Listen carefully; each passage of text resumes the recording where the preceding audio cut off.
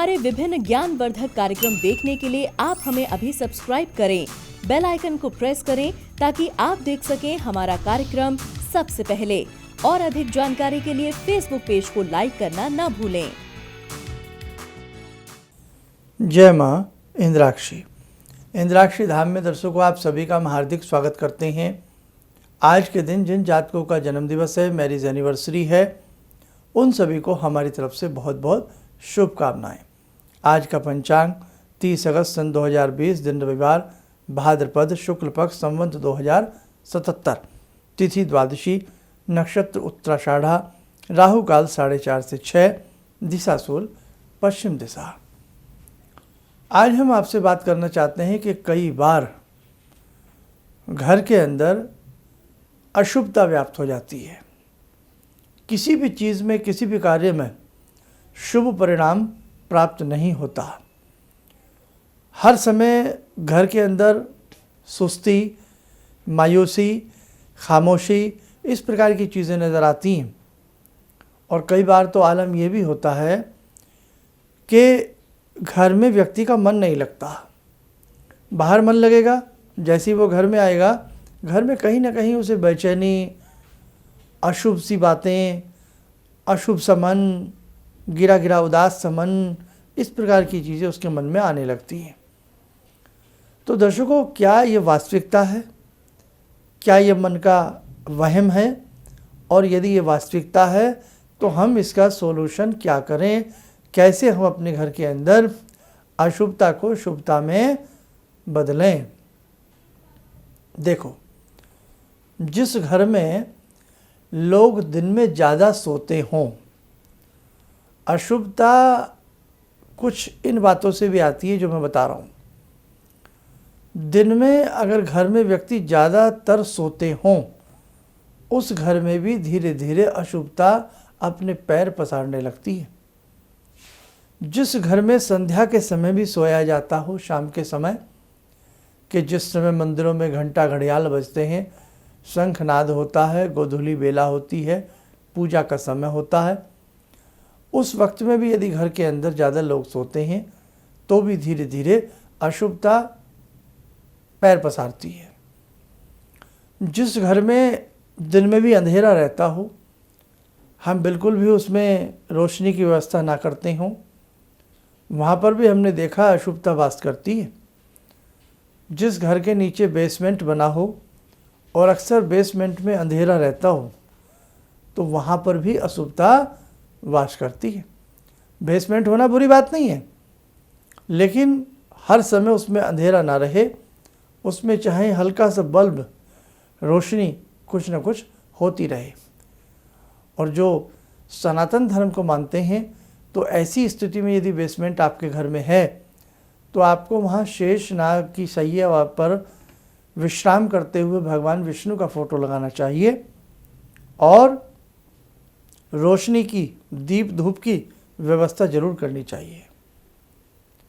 जिस घर के खिड़की दरवाजे अक्सर बंद रहते हो, कभी ना खुलते हो, वहाँ पर भी अशुभता अपने पैर पसारती है।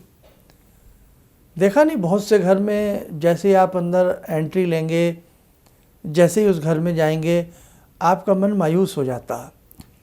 कई बार किसी स्थान पे जाते ही ये मन करता है कि दूर चलो, यहाँ से भागो, यहाँ से चलो, बैठने का मन नहीं होता। और कई स्थान ऐसे होते हैं, बड़े रामणीक से नज़र आते हैं, होता घर है लेकिन बहुत मन लगता है। ऐसे व्यक्ति होते हैं। कई बार कुछ व्यक्तियों के साथ बैठने में बड़ा आनंद आता है, बड़ा मन लगता है, और कई बार कुछ व्यक्ति बस कहना तो नहीं चाहिए, ऐसा लगता है बस कब पीछा छूट जाए। ऐसा होता है दर्शकों कई बार। तो ये कहीं ना कहीं व्यक्ति की अपनी अंदर की ऑरा होती है जो ऐसा होता है, कहीं ना कहीं उस भवन के वास्तु की ऑरा होती है जो ऐसा होता है। इसलिए भवन के वास्तु की ऑरा सदैव बढ़िया रखिए। उसके लिए जैसे मैंने बताया, बेसमेंट है तो विष्णु चित्र ज़रूर लगाएं, और यदि घर में बहुत अंधेरा रहता है तो अक्सर उसमें रोशनी का प्रबंध कीजिए। और खिड़की दरवाजे अक्सर बंद रहते हैं तो कभी कभी तो हफ्ते में कभी कभी ज़रूर खोलिएगा। तभी तो भवन बनाते समय इस बात का ध्यान रखा जाता है कि क्रॉस वेंटिलेशन होना चाहिए, ज़रूर होना चाहिए, नहीं तो घर के अंदर नकारात्मक ऊर्जा जन्म ले लेती है। घर के अंदर बड़े बड़े घने लटके जाले, घर के अंदर मधुमक्खियों के छत्ते, घर के अंदर इस प्रकार के कीटों के छत्ते अच्छे नहीं होते हैं। तो यह हम नहीं कह रहे हैं कि उन्हें आप मारें, लेकिन वहाँ बनने ना दें, ऐसा प्रयास किया जाए तो बहुत अच्छा रहता है। वैसे तो घर में नहीं होती ये सब चीज़ें, बाहर ही होती हैं जंगलों में, लेकिन कई बार घर के बनेरों में, घर की किसी ऐसी गुप्त ऊपर के स्थान पर, तो वो ना ही बने तो बेटर रहता है। दूसरी बात, घर के अंदर अक्सर कुत्ते का विलाप करना भी शुभ नहीं होता है। भाई उसको कोई समस्या तो नहीं, उसको कोई प्रॉब्लम तो नहीं, कोई डॉग्स को फिजिकली प्रॉब्लम तो नहीं, भूखा तो नहीं, तो ये सारी चीज़ अगर हम कुत्ता पालने का शौक़ रखते हैं तो हमें उसके स्वास्थ्य का और उसकी नेचर का भी हमें ध्यान रखना पड़ेगा। नहीं तो हमने देखा है कि कुछ कुत्ते ऐसे होते हैं पूरी रात किसी के घर में रोते रहते हैं, तो वो भी आखिरकार एक परिवार का सदस्य बन जाता है। ध्यान रखें, उसके भी सुख दुख का हमें ध्यान रखना चाहिए। घर में पशु पाले जाते हैं तो बहुत अच्छे से बहुत लोग केयर करते हैं, बहुत शानदार तरीके से ध्यान रखते हैं, एक व्यक्ति समझ करके, एक परिवार का, कहने का भाव सदस्य समझ करके उसका देख रेख रखते हैं, बहुत अच्छा रहता है। भाई हमें ऐसे प्राणियों से भी हमें आशीर्वाद प्राप्त होता है अगर हम जितना उनकी देख रेख करेंगे, उनकी बातों का ध्यान रखेंगे। जाला ना बनने दे घर में, मकड़ी व्याप्त ना होने दे घर में, लाल चींटियों का डेरा भी घर में अशुभता लाता है, ये ध्यान रखें। और अंधेरा, बहुत ज़्यादा घर के अंदर अंधेरा नहीं होना चाहिए, बहुत ज़्यादा घर के अंदर सीलन नहीं होनी चाहिए। कई बार दीवारों पर भी पानी पसीजता रहता, घर में ऐसे ऐसे घर होते हैं, नमक रखो पसीज जाता, पानी पानी हो जाता, नीचे के दलान, नीचे के फर्श पानी पानी से रहते हैं, घर में हर समय सीलन की वास मारती है। ऐसी अवस्था में भी उन कमरों में हमें कोई हवा का, कोई रोशनदान का इंतज़ाम करना चाहिए और रोशनी का इंतज़ाम रखना चाहिए। संभवतः प्रयास हो सके तो घर की सीलन को किसी विधि से, किसी अच्छे राजमिस्त्री से मिलकर के या किसी से भी उसे दूर करने का प्रयास करना चाहिए। घर में हर समय कलेश नहीं करना चाहिए, हर समय अपने बड़ों से, छोटों से मुंहजोरी नहीं करनी चाहिए। घर में बच्चों से प्रेम, बड़ों का सम्मान, अतिथि का सत्कार होना ही चाहिए। हालांकि दुनिया बदल रही है, बड़ा विषैला सा समय आ गया है, बड़ा नोक झोंक का समय आ गया है, बड़ा विचार अस्थिर वाला समय आ रहा है। लोगों के एक दूसरे से विचार नहीं मिलते हैं, बातें नहीं मिलती हैं, मन नहीं मिलते हैं, दिल नहीं मिलते हैं। छोटी छोटी बातों पर मनमुटाव होने लगे हैं, छोटी छोटी बातों पर। तो ये कारण बढ़ेगा, अभी घटेगा नहीं है। इसीलिए हमें छोटी छोटी बातों पर नज़र रखनी है। कहीं हमारे में कोई गलती तो नहीं, हमारी कोई बात किसी के दिल को तो नहीं दुखाती, हम किसी के मनमुटाव का कारण तो नहीं, हम किसी के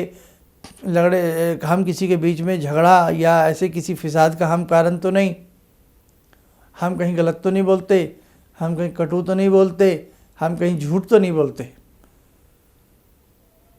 ये सारी बातें अशुभता व्याप्त करती हैं, ध्यान रखें, और ध्यान रखना चाहिए हमें अपने ऊपर भी। तो मेरे दर्शकों, आप जब भी किसी से भवन खरीदते हैं या बनाते हैं, उसके वास्तु का भी अच्छे से ध्यान रखें। भवन के वास्तु का भी प्रभाव आपके ऊपर आता है। एल शेप में तो भवन नहीं है, त्रिकोणात्मक रूप में तो नहीं है, भुजाएं कटी तो नहीं है। ऐसी भूमि में रहने से भी तनाव की स्थिति और अशुभता की स्थिति व्याप्त रहती है।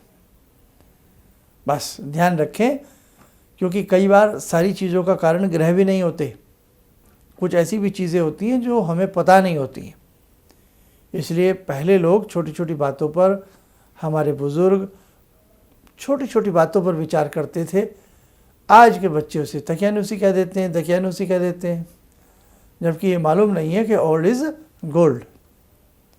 इसलिए हमारे बड़े जो हमें समझाते हैं, जो हमें कहते हैं, हमें उनकी बातों का भी ध्यान रखना चाहिए।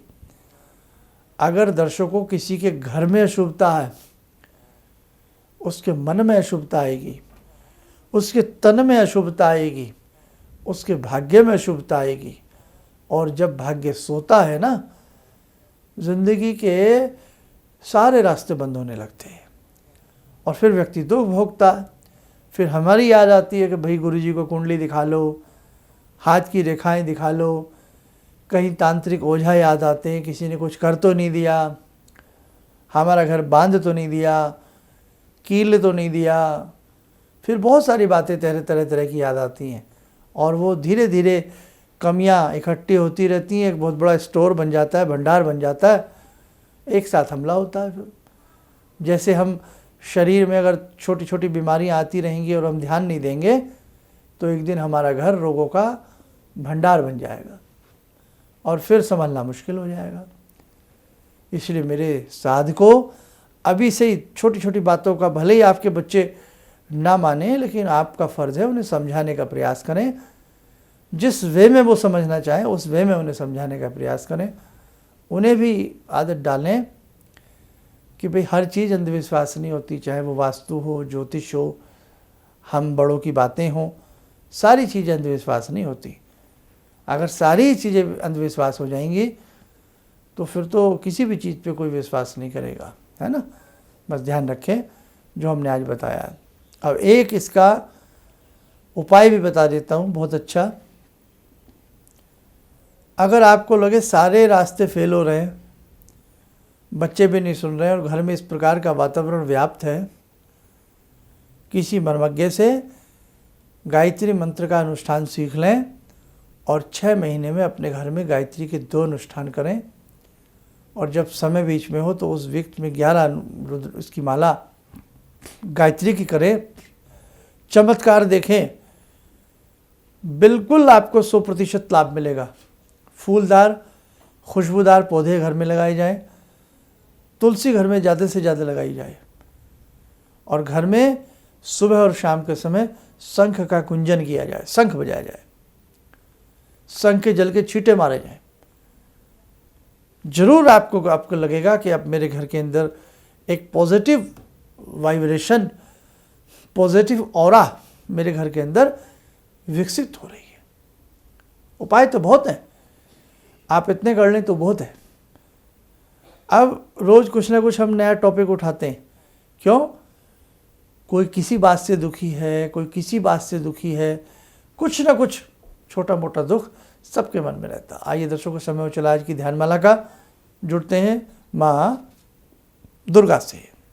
ॐ सिन्दूरारुणविग्रहां त्रिनयनां माणिक्यमूलस्फुरात् स्तारानायकशेखरं स्मितमुखी भापेन वक्षोरुवां पाणिभ्यामलपूर्णरत्नचषकां रत्नोत्परां बिभ्रति सौम्यां रत्नगटस्थरक्तचरणां ध्यायेत् पराम् अम्बिकां खड्गं चक्रगदेषु चापपरिगान् शूलम्बुशुण्डिं शिरा शङ्खं समदधतीं करे स्त्रीनयनां सर्वाङ्गभूषावृतां नीलासमद्युतिमास्य पाददशकां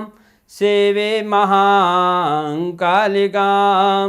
यामास्तो स्वपितैहरो कमलजो हन्तुं मधुं कैटवं विद्युद्दामसमप्रभां मृगपते स्कन्दस्थितां भीषणां कन्या विह करवाल खेट विलसा धस्ता विराज सेवितां हस्ते चक्र गदा शिखेठ विशिखां चापम गुणम तर्जनीं विप्राणामलिलात्मिकां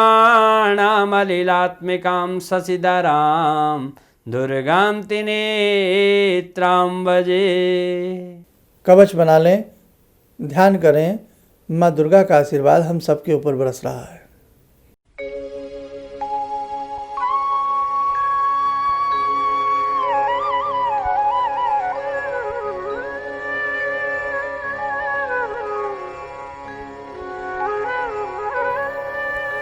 ओम बोलते हुए नेत्र खोलें, सामान्य हो जाएं। दर्शकों, बहुत खुशी हुई कि करीब करीब सभी का रुद्राक्ष रूपी प्रसाद मिल चुका है और आगे के पड़ाव में आप हमारा साथ देना चाहते हैं। आगे का क्या पड़ाव रहेगा, कैसे क्या करना होगा, वो हम शीघ्र बताएंगे। दूसरी बात, दिल्ली में अभी व्यक्तिगत रूप से हमने मिलना प्रारंभ नहीं किया है।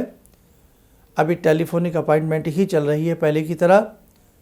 तो आप चाहे दिल्ली में रहते हैं, आसपास रहते हैं या कहीं आउट ऑफ इंडिया भी रहते हैं, कहीं भी रहते हैं आप किसी भी समस्या से ग्रसित हैं, तो ऐसी स्थिति में आप हमसे टेलीफोनिक अपॉइंटमेंट यानी कि कॉल अपॉइंटमेंट लेकर के मार्गदर्शन ले सकते हैं।